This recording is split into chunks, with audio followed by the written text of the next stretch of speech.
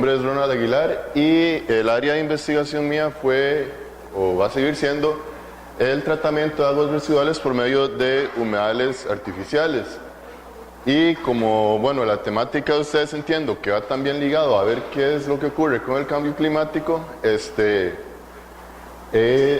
también integré la parte de cuáles son las implicaciones en el cambio climático debido al tratamiento de aguas residuales con humedales artificiales.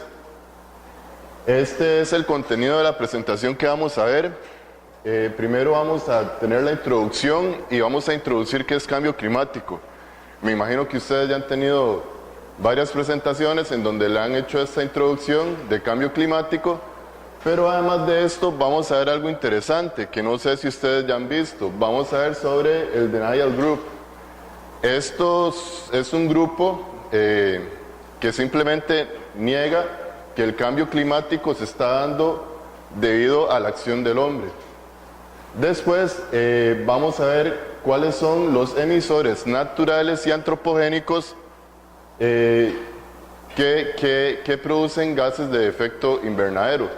En el caso para humedales, el de interés va a ser el gas metano. Vamos a definir entonces los humedales naturales, qué son y cuáles son los procesos biogeoquímicos que se dan en los humedales naturales, por lo cual uno puede usar estos sistemas biológicos para hacer un tratamiento adecuado de las aguas residuales. Pero también vamos a ver que estos mismos procesos biogeoquímicos producen o emiten gases de efecto invernadero, como óxidos nitrosos y metano.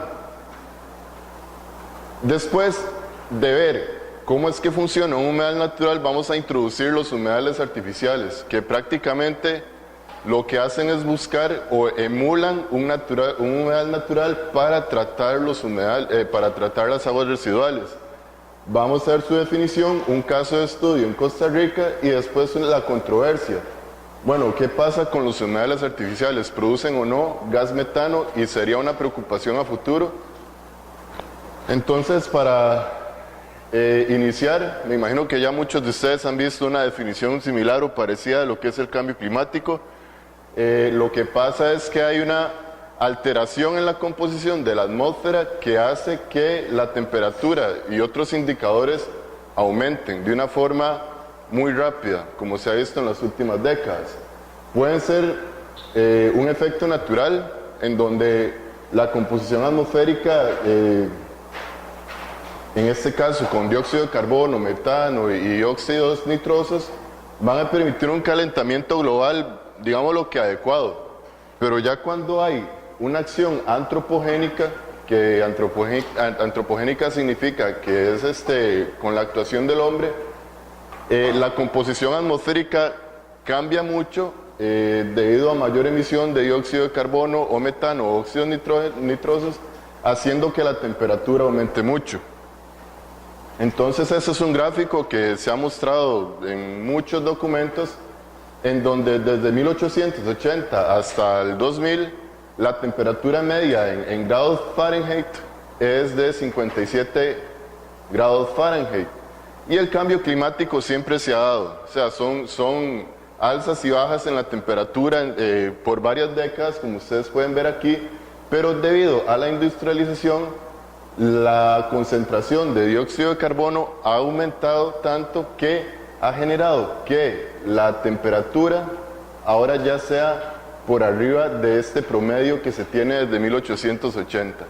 Entonces, hay una clara tendencia que el aumento de la concentración de dióxido de carbono ha generado también un aumento en la temperatura. Pero aquí podemos ver otra prueba contundente del calentamiento global.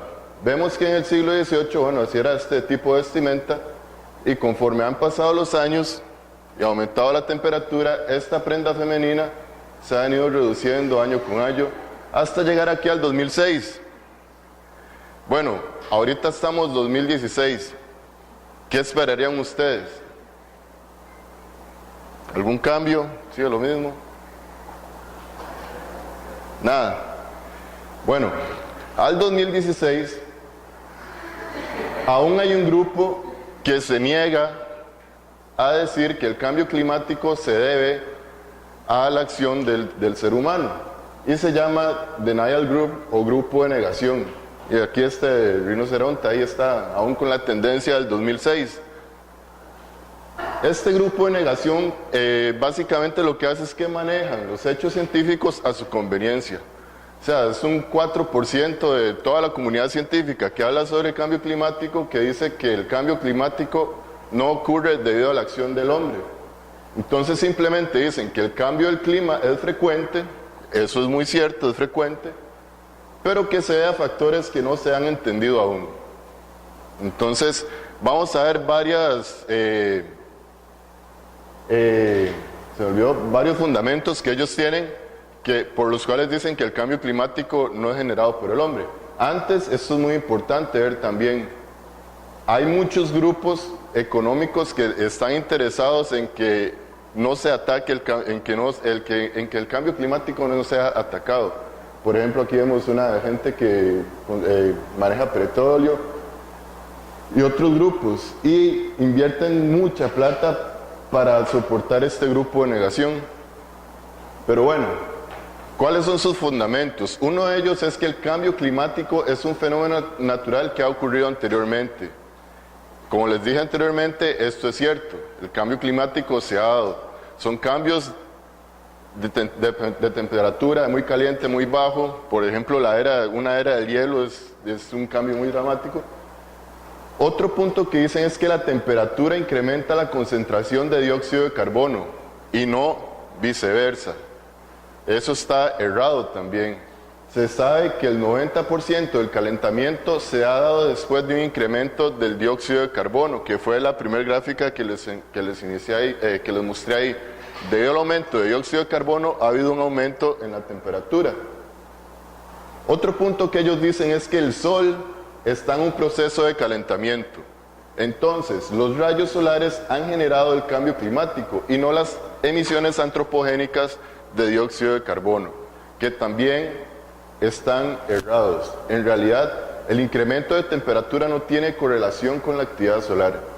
Y eso lo podemos leer con este gráfico. Ustedes en este gráfico aquí en el eje Y pueden ver la radiación solar, y en el eje X pueden ver un periodo desde 1880 al 2000. La línea azul es la actividad solar, y como ustedes pueden ver aquí, en los 90s, 2000, más bien la actividad solar ha reducido, mientras que la temperatura ha aumentado. Por tanto, este supuesto que ellos dicen no es cierto, que el calentamiento se debe a una acción mayor a una actividad solar mayor. Otro fundamento que ellos tienen es que casi todos los medidores de temperatura están en ciudades, entonces tienen este efecto isla. Yo no sé si ustedes alguna vez han ido caminando, no sé, pongamos un bosque tropical ahí por Guapiles o algo así, sin bosque, y de un pronto a otro entran a donde hay bosque. De viaje uno siente un cambio, más frescura. Esto es el efecto isla de una ciudad. Eso se llama efecto isla. Una ciudad tiene muchas fuentes emisoras de calor, por ejemplo el asfalto. Entonces ellos dicen que los medidores de temperatura están en las ciudades y eso genera un aumento en la temperatura. Entonces los datos no son correctos en los medidores de temperatura. Pero no, hay muchos entes internacionales que han estado midiendo temperatura por muchos años y todos tienen la misma tendencia. Entonces, o se confabularon todos o todos los equipos están malos para llegar a ese resultado. Otro punto que ellos tienen es que la Antártica tiene más hielo que antes. Y este es un artículo del Journal of Climate 2011 en donde dicen eso. Hace un estudio y sí, hay un incremento de hielo en la Antártica. Y en realidad eso no es lo que tiene que preocupar. Lo que tiene que preocupar es la masa de hielo continental que hay en los polos. En realidad lo que ha ocurrido, y eso lo ven con imágenes satelitales, que ellos ven una extensión del hielo. Lo que pasa con eso es que el hielo que se está descongelando en los polos, al ser más frescos, son menos densos que el agua salada, entonces quedan en la parte superior de los océanos y es más fácil que se congele, entonces se hace una capa de hielo. Por lo tanto, si usted toma una fotografía, usted ve que la extensión de hielo se hizo más grande, pero en realidad eso es agua que se está descongelando de los polos. Por tanto, no es cierto que la Antártica tiene más hielo que antes. Como les dije, lo que importa es la masa de hielo continental. Y a lo largo de los años se ha visto que esta masa de hielo está reduciéndose. Al igual, se ha visto un incremento en los niveles del océano, lo cual indica que efectivamente sí hay un descongelamiento de los polos. Y un punto que preocupa a los científicos es que si esto sigue así, ese bloque continental de hielo está pegado a la corteza terrestre, digamos. Si eso se sigue, si la temperatura sigue en aumento y ese bloque de hielo se despega de la masa de la corteza, ya eso no se va a volver a pegar, nunca más. O sea, la única forma es que haya otra era de hielo, que se vuelva a hacer todo un bloque de hielo para que otra vez vuelva a haber un continente. Pero eso puede ocurrir si se sigue con esta tendencia de aumento en las temperaturas. Ahora, aquí hay varios links de interés de estos grupos que no están de acuerdo con el cambio climático. Este reporte es muy interesante. De la A a la Z ellos definen, digamos, por ejemplo, cada concepto. Dióxido de carbono, no, el dióxido de carbono es muy bueno, bla, bla, bla, y se tiran una lada para decir que no, que el cambio climático no está ocurriendo por eso. El dióxido de carbono, el gas de la vida, es muy interesante. Ahorita la concentración de dióxido de carbono en la atmósfera es de 400 ppm, partes por millón. Y él lo que dice es que, bueno, es cierto, pero él lo maneja, las plantas ocupan ese dióxido de carbono para su respiración, la fotosíntesis. Entonces, dice que más bien, entre más dióxido de carbono en el ambiente, entonces va a haber una mejor producción. No importa el aumento de la temperatura, porque ellos dicen que la concentración de CO2 no aumenta la temperatura. Entonces, ellos manejan muy bien toda esa información. Yo cuando lo leí casi lo creo. Casi me voy del otro lado, a apoyarlos.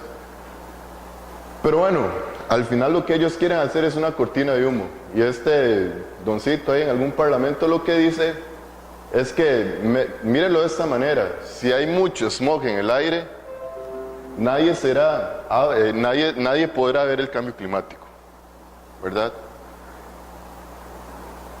Pero no, si hay un cambio y lo percibimos, y esta imagen de acá es dolorosa, y me imagino que ustedes han visto muchas otras imágenes más de osos polares tratando de encontrar un bloque de hielo para poder descansar, porque si bien ellos saben nadar y en algún momento se cansan y andan buscando el continente, la parte continental, para poder descansar. Y entonces lo podemos percibir. Y bueno, para los amantes de Olafo, también, ¿qué puede pasar con esto? Son miles de caricaturas de Olafo en una isla, pero con el cambio climático, ¿qué va a pasar? Si seguimos con los aumentos de niveles de agua, bueno, los chistes de islas muy probablemente también van a desaparecer, incluyendo los de Olafo. Entonces ya con esto de este grupo que se niega, ya regresamos a lo nuestro. Hay emisiones que son antropogénicas y naturales. Y en este caso, con el metano, vemos que las antropogénicas que son producidas por el hombre son varias. Por ejemplo, están los materiales en descomposición, por ejemplo, están los cultivos de arroz, que son como los humedales que ahora vamos a ver. Están los animales domésticos como vacas, ovejas y todos esos, la biomasa que se quema y los fósiles, los combustibles fósiles. Por el otro lado, emisores naturales de metano, bueno, está el océano, las termitas, aunque no lo crean, un 13%, y vean que los humedales aportan 72% del gas metano. Ahora, las emisiones antropogénicas son muy fáciles de controlar o de restringir. Por ejemplo, están promoviendo que las empresas tengan menor producción de dióxido de carbono y todo eso. Y un ejemplo interesante que conseguí con esto de las vacas, se los voy a mostrar en un video.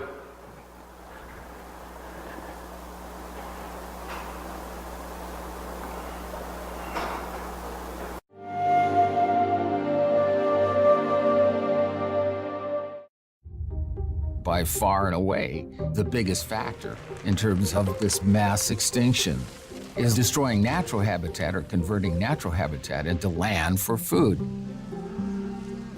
The more dependent we are on meat, milk, and eggs, the greater the CO2 and methane emissions. Cattle and ruminants of all kinds produce methane as a byproduct of breaking down grass and other things that they feed on.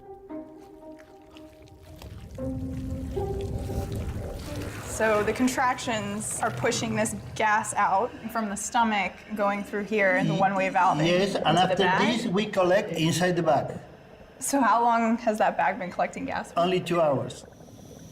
Methane is something like 22 times more potent as a climate-changing gas than is CO2. So it doesn't take very much methane to make a difference. A cow can basically fill up a 55-gallon garbage bag full of methane every day. One cow's not a problem, but now we have 1.5 billion of them. And it's an incredibly inefficient way of producing food. 3/4 of agricultural land is used just to feed livestock. When you factor in everything, the clearing of the land for grazing, feeding, transporting, livestock causes more greenhouse gases than all the direct emissions from the entire transportation sector. I don't think it's a competition between these problems. I don't think one could be put above the other. It's like saying, well, is global warming worse than ocean acidification, or is fishing all the big fish in the sea worse than polluting it? And I think it'd be foolish to try and single out any one of them to say this is how we're going to fix the planet's problems. We need to fight them on all fronts.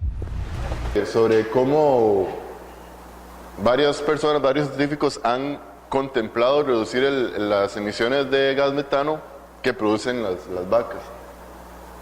Sigamos con lo nuestro. Humedales naturales. ¿Ustedes saben qué son humedales naturales? Sí, ¿no? Más o menos. Ninguno. Bueno, los humedales naturales, aquí en un estudio que se hizo en 1998, son emisores de gas metano, y esta tabla lo que muestra es que para distintas latitudes, en latitudes boreales, en las temperadas y en los trópicos, se hace una clasificación y se demuestra cuál es la emisión de gas metano. Y si ustedes ven aquí, aun cuando hay una mayor área de humedales en las zonas boreales que en los trópicos y que en las temperadas, la producción de metano es mayor en los trópicos.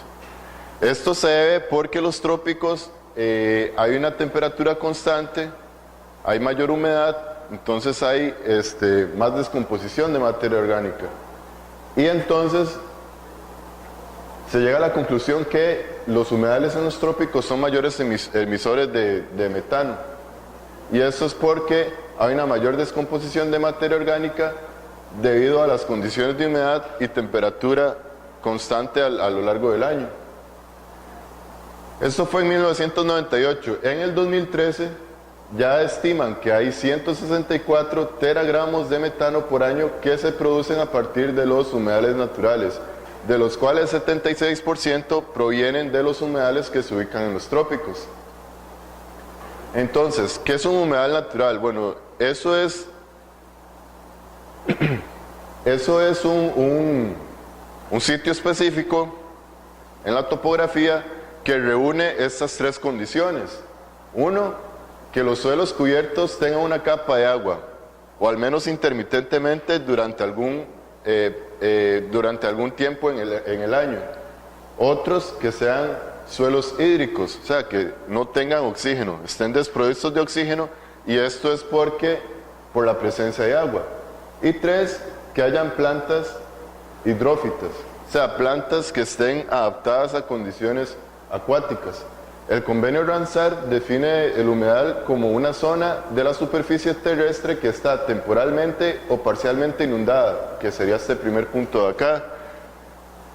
Y después, que está regulada por factores climáticos, o sea, depende de la hidrología, y después en constante interrelación con seres vivos que la habitan. Eso es un humedal natural. Entonces, esta figura lo que les muestra a ustedes es que un humedal natural es un ecosistema que está entre un sistema terrestre y un sistema acuático. Y que, por ejemplo, en la hidrología siempre tiene agua, está permanente o intermitentemente inundado. Y después, en el rol biogeoquímico, tiene esta característica. Es un sumidero, es una fuente y a la vez transforma nutrientes. Y esta característica fue la que hizo que varios científicos se dieran cuenta que los humedales naturales puedan ser usados para tratar aguas residuales. Esto es una figura de lo que sería un humedal natural. Tiene una capa de agua, tiene suelos hídricos, o sea, con poca presencia de oxígeno, y además tiene plantas que están adaptadas a las condiciones. Estas plantas, por ejemplo, que están con la raíz en el suelo y emergen, se llaman plantas emergentes. Hay otro tipo de plantas que no emergen, como estas, que son submergentes, o sea, siempre se encuentran por debajo del agua.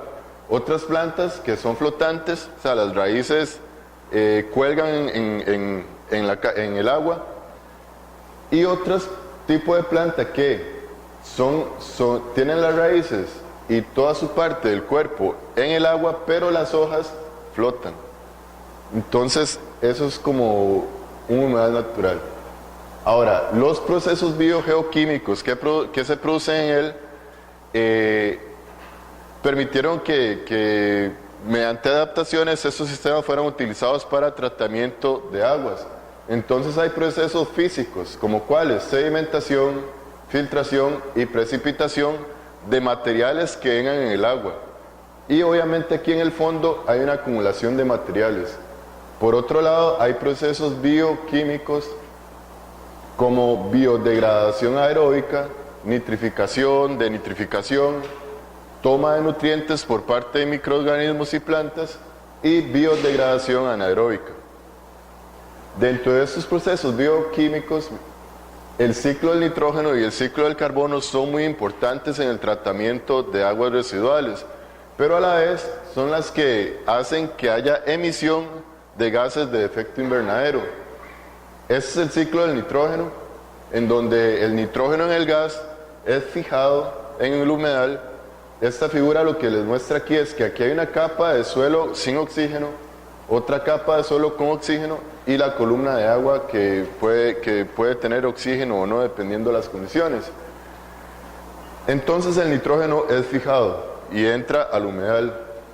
Después este nitrógeno se puede hacer soluble y puede pasar de nitrógeno soluble a amonio, que es este NH4. Ese cambio se llama nitrificación se llama amonificación, perdón. Y la amonificación puede darse tanto en la parte aeróbica como en la parte anaeróbica.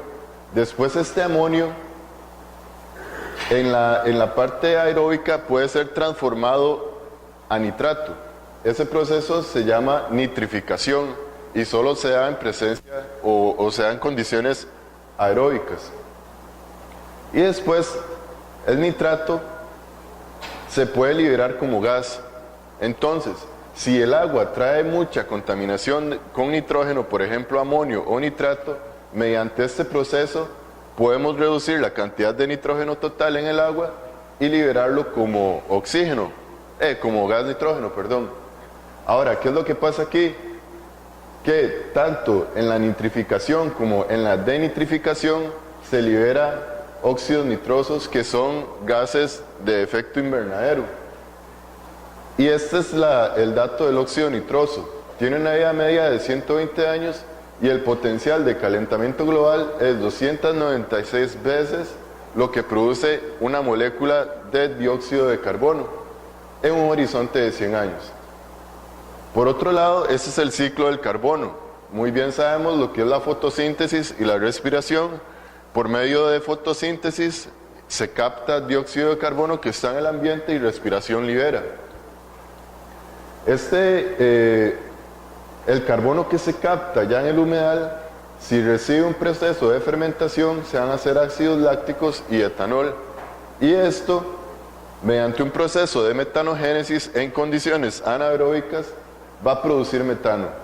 Y este metano puede ser liberado del humedal y esto hace que el humedal sea un emisor de gas metano, que es otro gas de efecto invernadero. Ahora, ¿cómo escapa el metano de un humedal? Puede ser por varias formas. El metano se produce, puede salir por ebullición, o sea, haciendo burbujitas ahí en el agua, por difusión, o puede salir a través de las plantas. Las plantas acuáticas, en su adaptación de ser algas primero, o sea, si nos vamos a la evolución, primero fueron algas que estaban en el agua ahí flotando, pero en el agua las algas no tenían suficiente alimento. ¿Cuál fue la adaptación? Irse para la tierra. En la tierra podían tener alimento, pero no tenían agua. Entonces las plantas terrestres se adaptaron a esas condiciones. Y entre esas dos quedaron las plantas acuáticas, que se pueden adaptar tanto a condiciones secas como condiciones húmedas. Y dentro de esa adaptación las plantas desarrollaron la aerénquima, que son como tubitos que le permiten a la planta tener transporte de oxígeno y lo que hace que plantas flotantes puedan flotar, por ejemplo. Entonces, a través de estos tubitos, el metano también puede escapar hacia la atmósfera. Este es un modelo de cómo se puede estimar la producción de metano. Se tiene vegetación viva en el humedal, esa vegetación viva muere, la vegetación muerta se descompone, esa descomposición hace que las bacterias que se llaman metanógenos, esas bacterias en condiciones anaeróbicas utilicen este carbono para producción de metano. Ahora, si ese metano pasa por una condición aeróbica, se va a oxidar y ese metano se va a convertir en dióxido de carbono. Entonces, la producción de metano al final sería lo que se produjo de metano menos lo que se oxidó, y esa va a ser la producción de metano final. Ahora, ¿qué es lo que pasa? ¿Y por qué es que por qué es que los humedales naturales empezaron a ser estudiados por ser un potencial emisor de gas metano? Lo que pasa es esto: está el calentamiento global. El calentamiento global me aumenta la temperatura. La temperatura aumenta la degradación orgánica en los humedales. La degradación orgánica en los humedales aumenta la emisión de metano. Y ahora, esta emisión de metano en la atmósfera me va a aumentar otra vez la temperatura. Va a haber más degradación, va a haber más emisión de metano y va a haber mayor calentamiento global. Entonces esto produce una retroalimentación positiva de emisión de gas de efecto invernadero. Y ese es el papel que juegan los humedales en este tema de cambio climático. Entonces hay dos posiciones, como siempre. Hay una posición que empezó como en 1998, que dice: los humedales naturales son importantes fuentes de metano y su conservación y restauración podría incrementar la emisión de metano. Entonces, bueno, ya no restauremos más porque estamos produciendo más metano.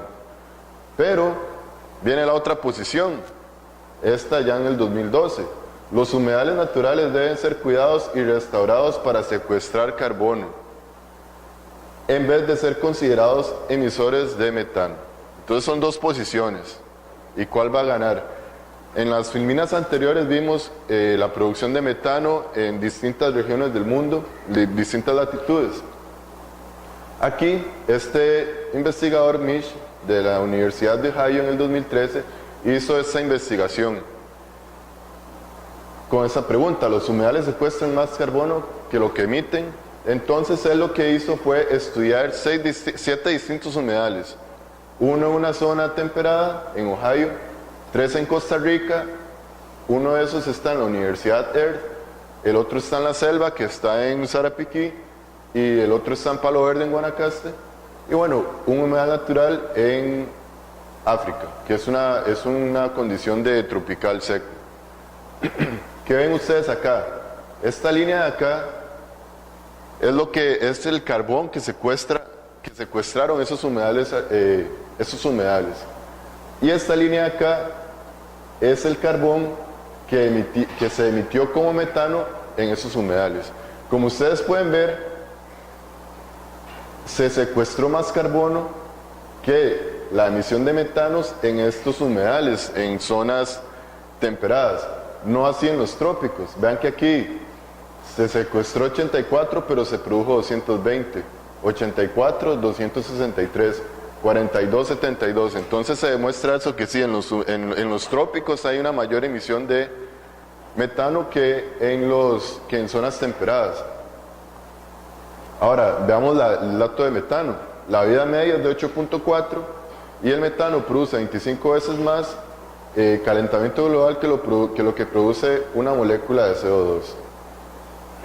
Entonces, Misch, en este estudio, lo que hizo después fue recolectar más estudios para tener un total de 21 estudios, y él entonces vio cuánto era lo que se secuestraba de carbono en cada tipo de humedal y lo que se emitía.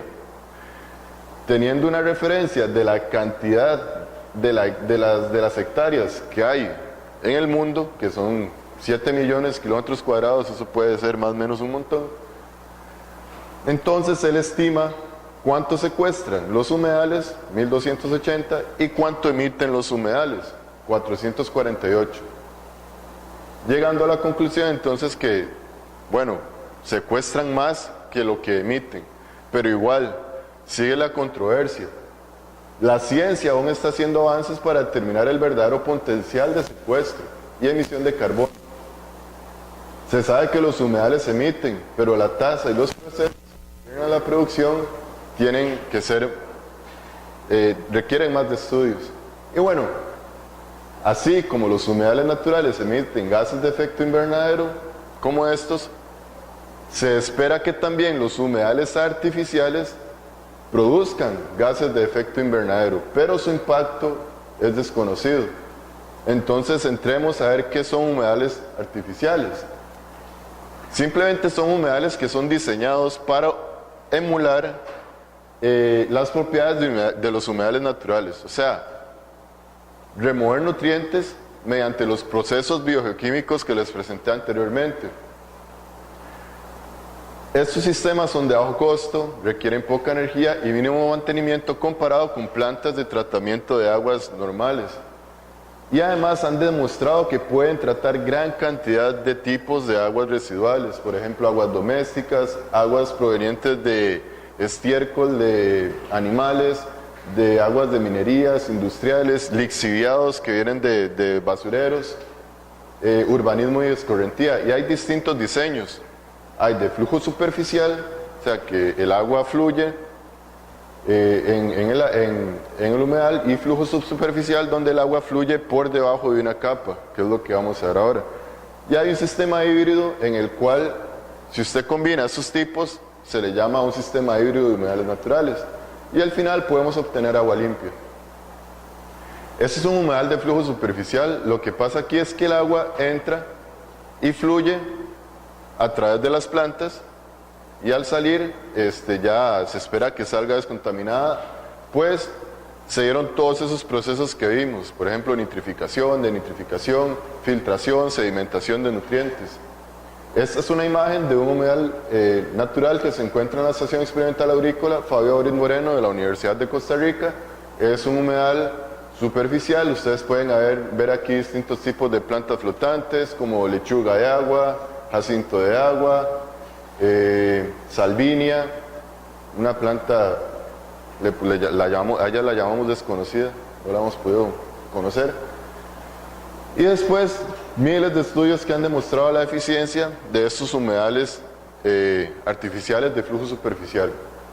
Los humedales de flujo subsuperficial horizontal, estos humedales, en vez de tener una columna de agua, lo que hay es una capa de arena en ellos, y el agua fluye horizontalmente. Cuando fluye horizontalmente a través de la arena, los microorganismos que están en las partículas de arena empiezan a degradar esos nutrientes. A la vez, la arena sirve como medio filtrante y las plantas también captan nutrientes. Entonces, de esa manera, el agua puede ser tratada. Y aquí igual hay gran variedad de estudios que demuestran la eficiencia de estos sistemas para tratar las aguas.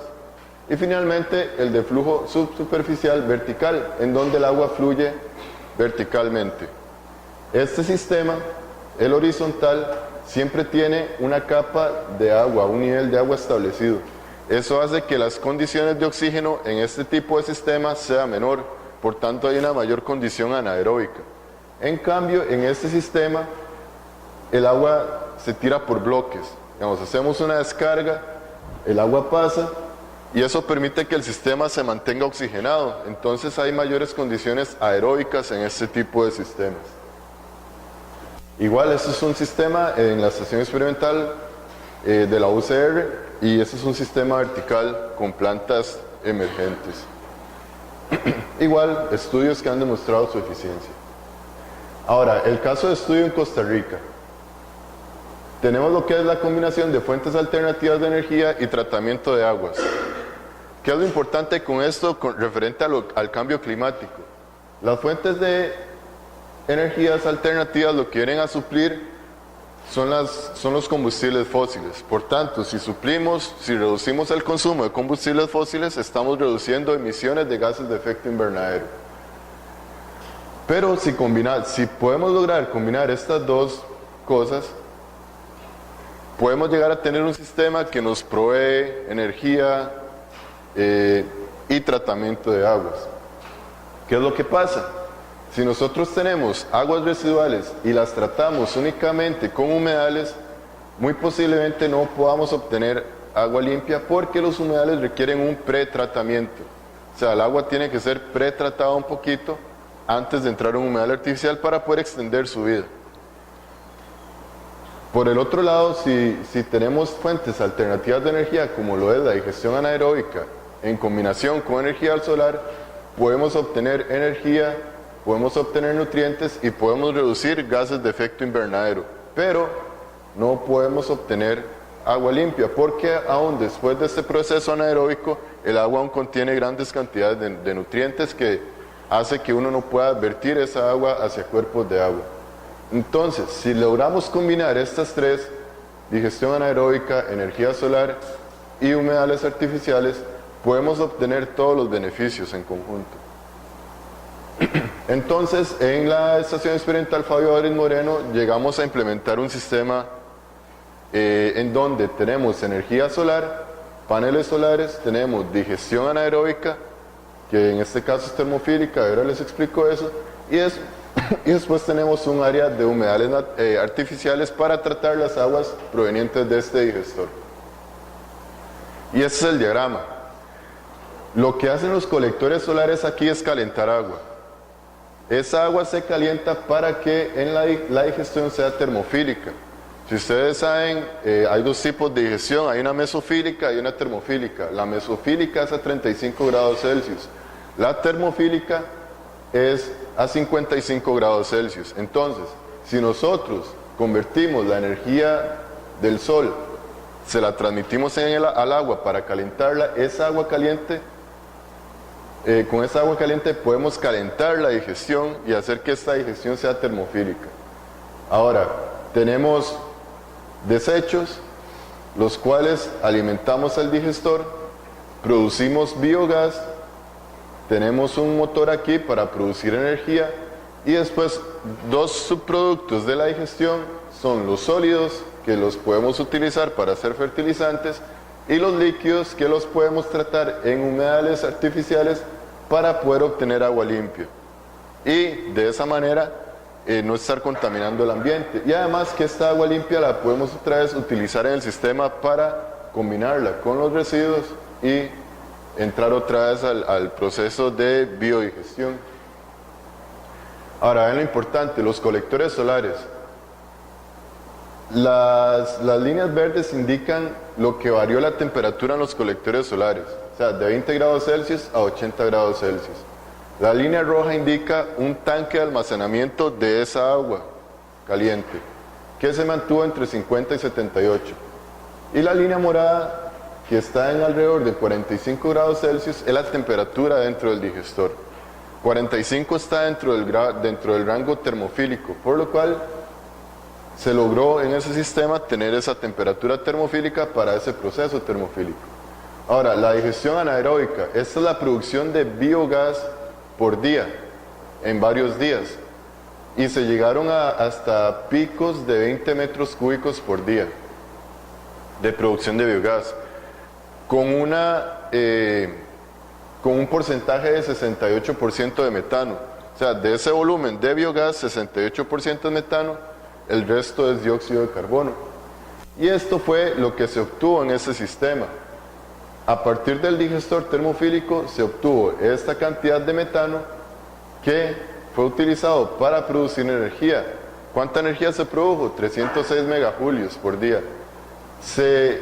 Todo este sistema ocupó 40 megajulios por día para operar bombas y otros equipos.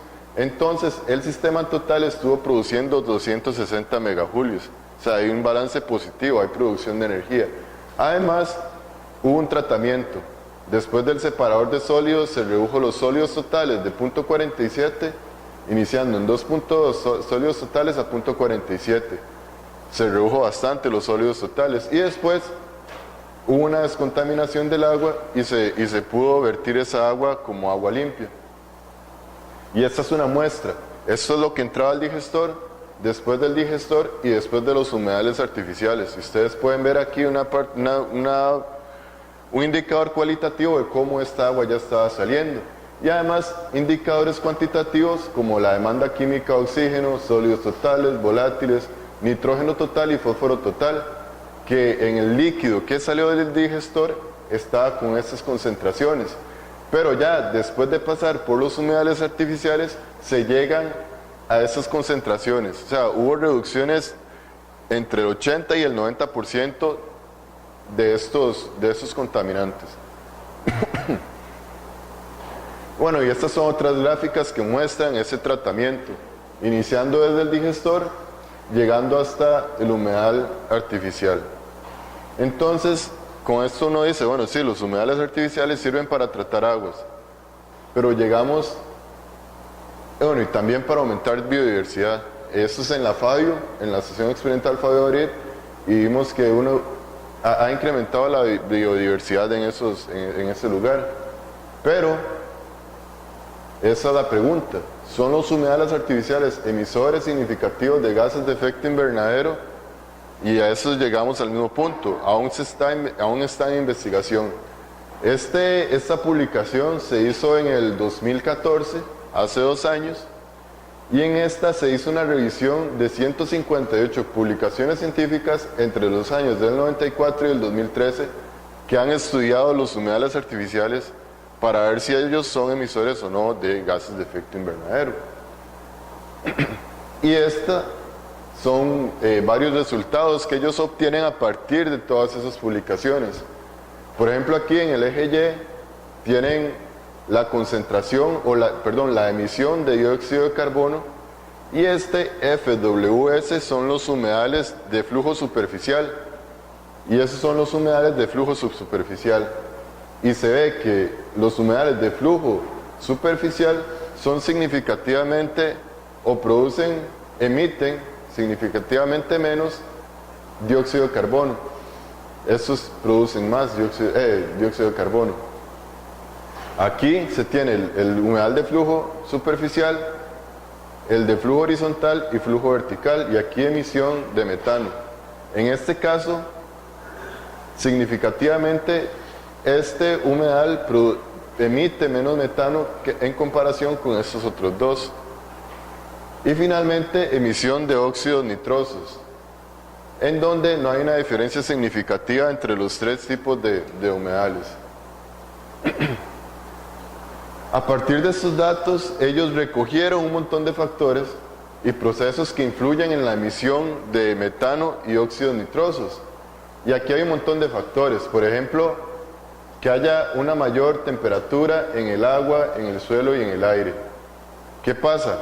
La emisión de metano incrementa en algunos casos, disminuye en otros, y aquí no hay una clara tendencia. Por ejemplo, en este caso, a mayor humedad en el suelo, hay una clara tendencia de que la emisión increce y la emisión de óxidos nitrosos decrece. En el caso de una mayor carga en el agua de nutrientes, es claro que en los dos casos la emisión de metano y óxidos nitrosos incrementa. La presencia de plantas incrementa la emisión de estos gases, y era por lo que yo les decía, porque las plantas sirven como puente para que el metano pueda escapar a través de ellas.